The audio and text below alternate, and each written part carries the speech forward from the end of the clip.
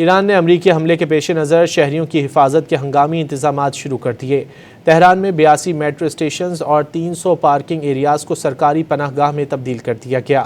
Tehran crisis management organization کے مطابق عارضی پناہ گاہ قرار دیے گئے میٹرو اسٹیشنز کو رہائشی سہولیات سے آراستہ کیا جا رہا ہے۔ ان پر سائن بورڈز کی تنصیب کا کام جلد مکمل کر لیا جائے گا۔ میٹرو اسٹیشنز کے علاوہ زیر زمین پبلک کمپلیکسز اور پارکنگ ایریاز میں بھی شہری ہنگامی حالات میں پناہ لے سکیں گے۔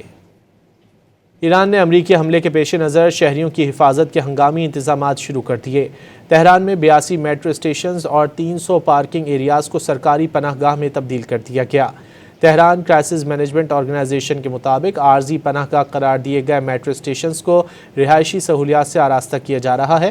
ان پر سائن بورڈز کی تنصیب کا کام جلد مکمل کر لیا جائے گا۔ میٹرو اسٹیشنز کے علاوہ زیر زمین پبلک کمپلیکسز اور پارکنگ ایریاز میں بھی شہری ہنگامی حالات میں پناہ لے سکیں گے۔ ایران نے امریکی حملے کے پیش نظر شہریوں کی حفاظت کے ہنگامی انتظامات شروع کر دیے۔ تہران میں 82 میٹرو اسٹیشنز اور 300 پارکنگ ایریاز کو سرکاری پناہ گاہ میں تبدیل کر دیا گیا۔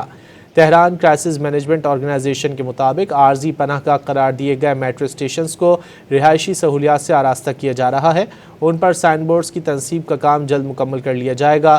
میٹرو اسٹیشنز کے علاوہ زیر زمین پبلک کمپلیکسز اور پارکنگ ایریاز میں بھی شہری ہنگامی حالات میں پناہ لے سکیں گے۔